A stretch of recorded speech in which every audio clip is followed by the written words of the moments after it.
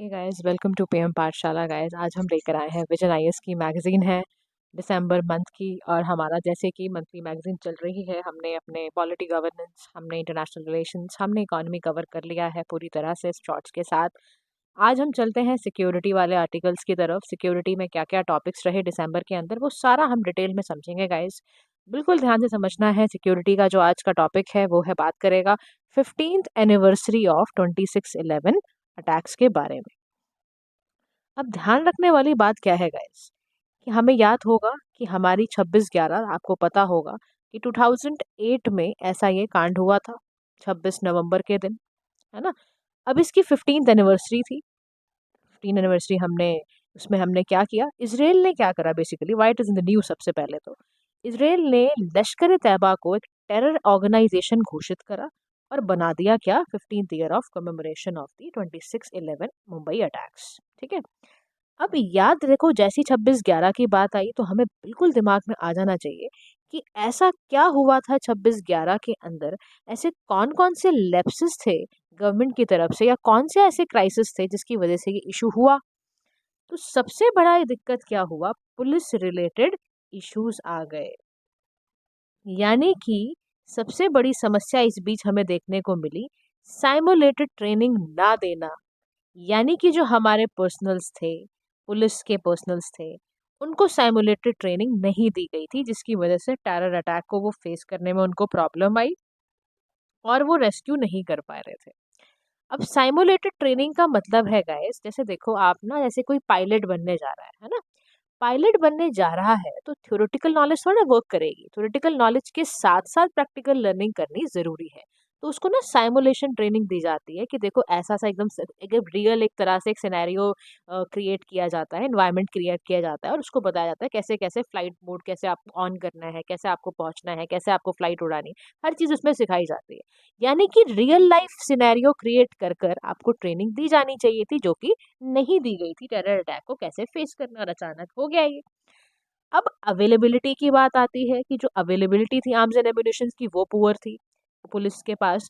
फिर इंडिया का जो मैरीटाइम सिक्योरिटी वल्नरेबिलिटी है, यानी कि डीप सी सर्वेलेंस की प्रॉब्लम होना, कोस्टल पुलिसिंग का बहुत गंदी तरह मेल फंक्शन करना, ये सारे रीजंस थे जिसकी वजह से 26/11 का अटैक हुआ। सेकेंड प्रॉब्लम थी इंटेलिजेंस फेलियर एंड सिक्योरिटी लेप्सेस की तरफ। क्या है दिक्कत, कि स्पेसिफिक इंटेलिजेंस ना हो पाना, कहाँ से, from the central intelligence agencies. जैसे कि वहाँ पर सीबॉर्न टेररिस्ट बैठे रहते थे, उनके पास वो इंटेलिजेंस नहीं था।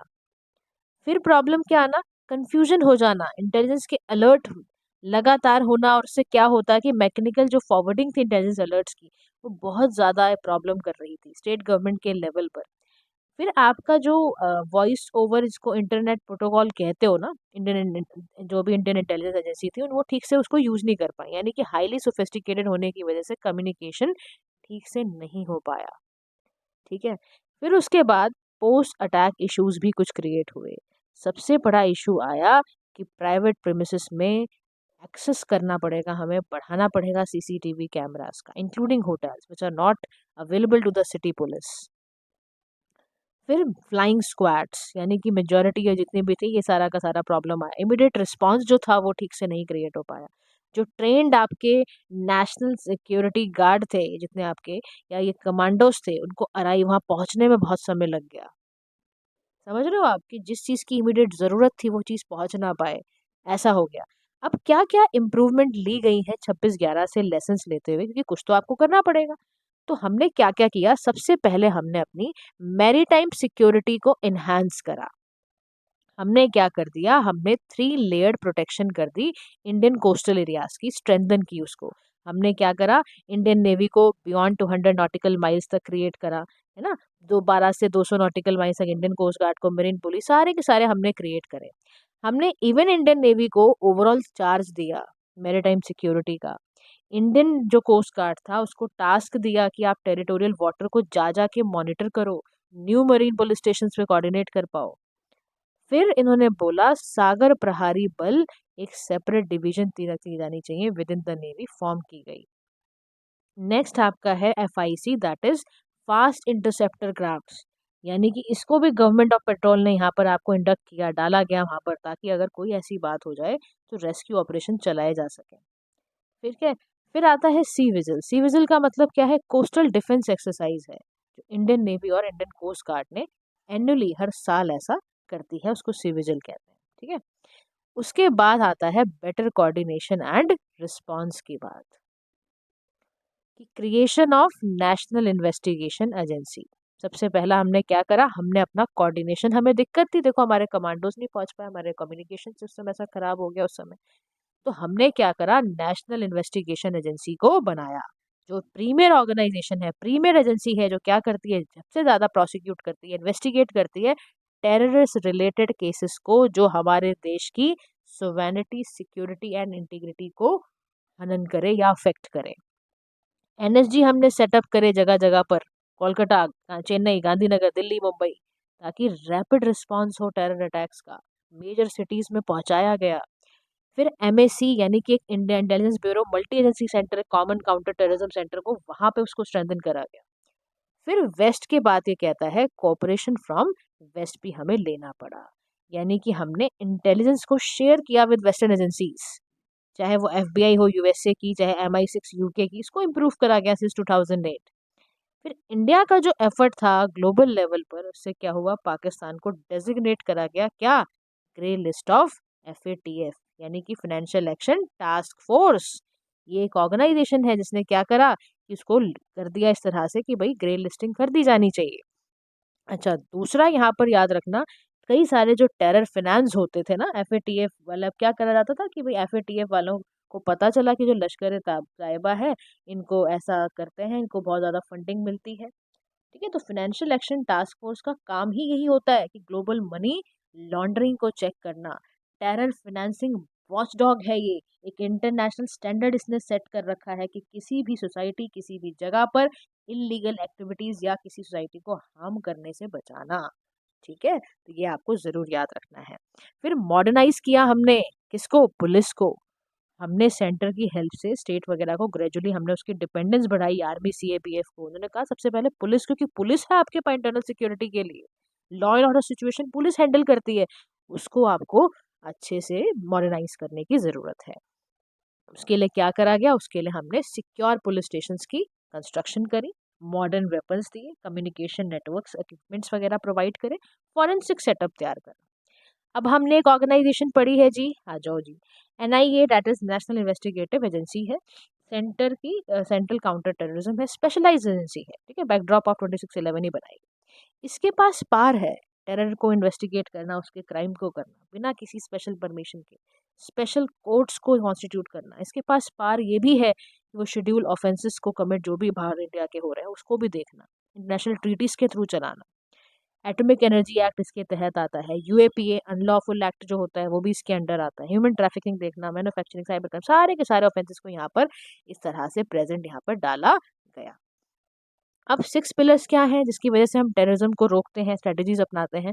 तो पहला ही काम करते हैं हम, strengthening the legislative and technological framework, comprehensive monitoring framework को तैयार करना, एक्शनेबल इंटेलिजेंस शेयरिंग करना, provisions banana confiscation of property का, मिसयूज प्रिवेंट करना, इंटरनेशनल कोऑपरेशन एंड कोऑर्डिनेशन को करना।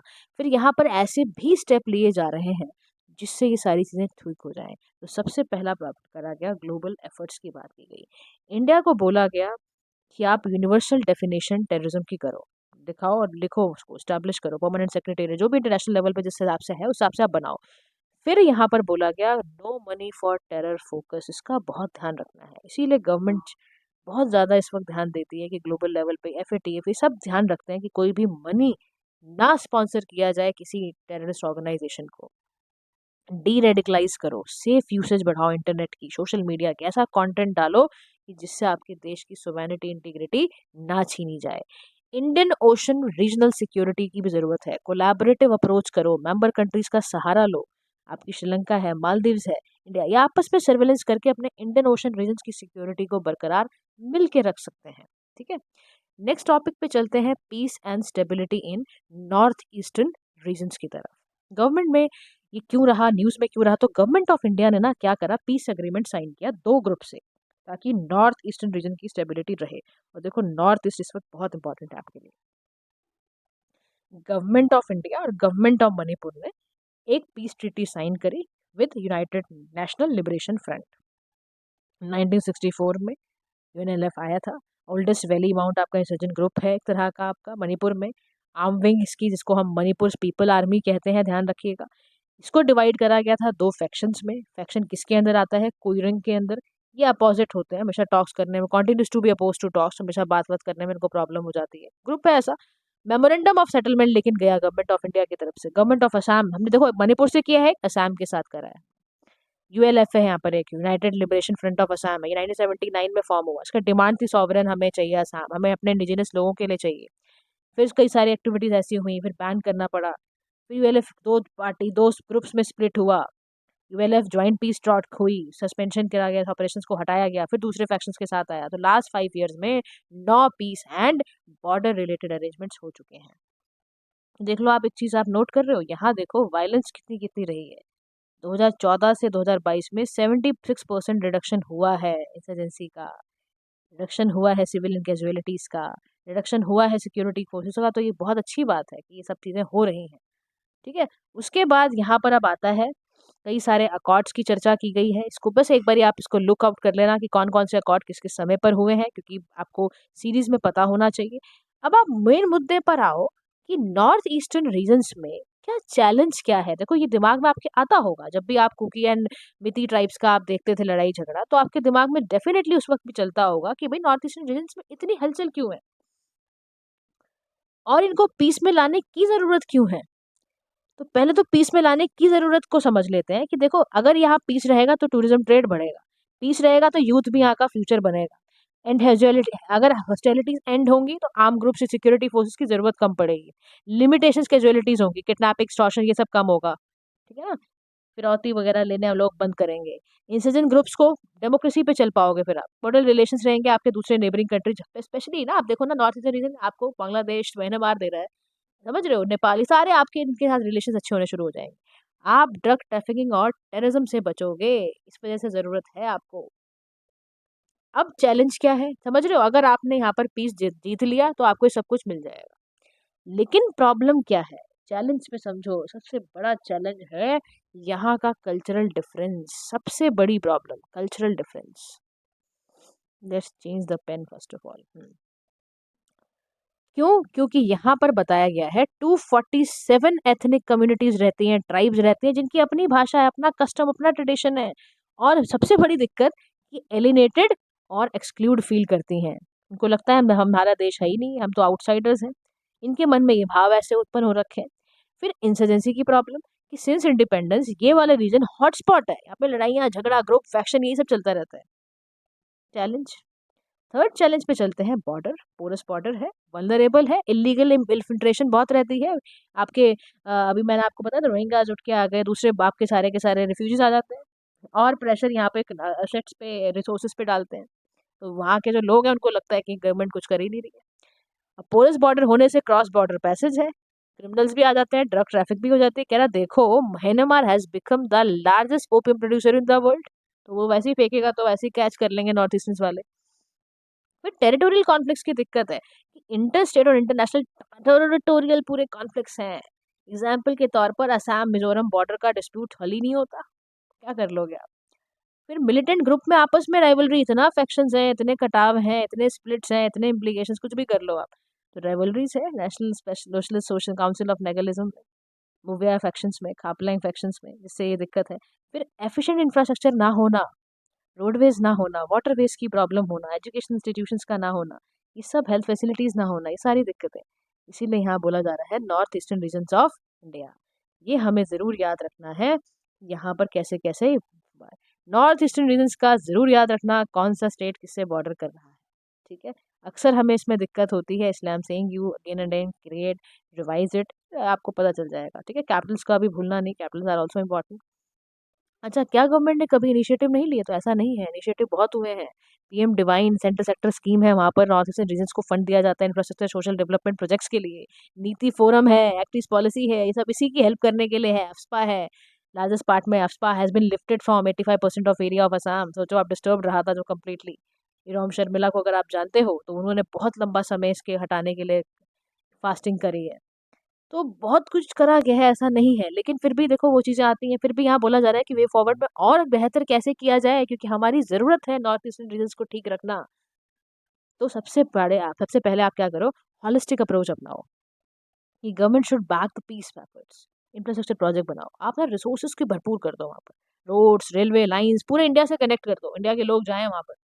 अभी तो हम बनाते ही नहीं ना, कभी प्लान ही नहीं करते कि असम चलते हैं जी, है ना गुवाहाटी चलते हैं या हम किसी और जगह पे चलते हैं, नॉर्थ ईस्ट के पार्ट में नागालैंड चलते हैं। तो हॉलिस्टिक अप्रोच बनाओ कि आप रोड रेलवे नेटवर्क अच्छा कर दो, वहाँ पर इंफ्रास्ट्रक्चर प्रोवाइड कर दोगे, बाहर के जो इंडियंस आ रहे हैं वहाँ पहुंचेंगे तो टूरिज्म मिलेगा, तो वो जानेंगे, उनको लगेगा हाँ भाई हमारी कंट्री है, हम इंडिया के लोग ही हैं। तो उनके अंदर ये चीज़ तो आए, ये फीलिंग तो आए कम से कम, एलिनेशन की फीलिंग तो हटे। फिर promoting regional industrial value chains, यानी एग्रो प्रोसेसिंग करना, हॉर्टिकल्चर, टेक्सटाइल, ये सब इनकरेज करो। फिर कॉन्टिन्यूस पीस टॉक्स की ज़रूरत है, डिस्कशंस करो, फैसिलिटेटर बनो आप। कल्चर को प्रिजर्व करो, डायलेक्ट्स को, लैंग्वेजेस को, डांस, म्यूजिक, फूड, इनको प्रिजर्व करो। इलीगल माइग्रेशन को स्टॉप करना ज़रूरत है। Ministry of external affairs, ministry of home affairs के साथ मिलकर इस चीज़ को एड्रेस कर पाए। बॉर्डर मैनेजमेंट करना, एडवांस टेक्नोलॉजीज़ के थ्रू, पर्सनल्स के थ्रू, इंफ्रास्ट्रक्चर को इम्प्रूव करे। फिर अमेंडमेंट करना है north eastern council act 1971, restore करो। ओरिजिनल कॉन्फ्लिक्ट रेजोल्यूशन प्रोविजंस ऐसे प्रोवाइड करो कि स्टेट में आपस में कोऑर्डिनेशन बढ़ता चला जाए। ये करने से ही नॉर्थ ईस्टर्न रीजन्स आपके जो होंगे वो काफ़ी आराम से पीसफुल एक हार्मनी के साथ रहना शुरू कर देंगे। सारी समस्याएं सुलझ की, अगर आपको पता है, मैंने आपको पहले ही बता दिया इसका पीसफुल होना क्यों ज़रूरी है। नेक्स्ट टॉपिक गाइस कल करेंगे, आज के लिए इतना ही। संडे है, एंजॉय करो अपने टॉपिक्स के साथ और अपना पढ़ाई करो और खूब मजे करो, ठीक है। Thank you so much for listening, do like share subscribe to PM Pathshala. Have a nice day to all.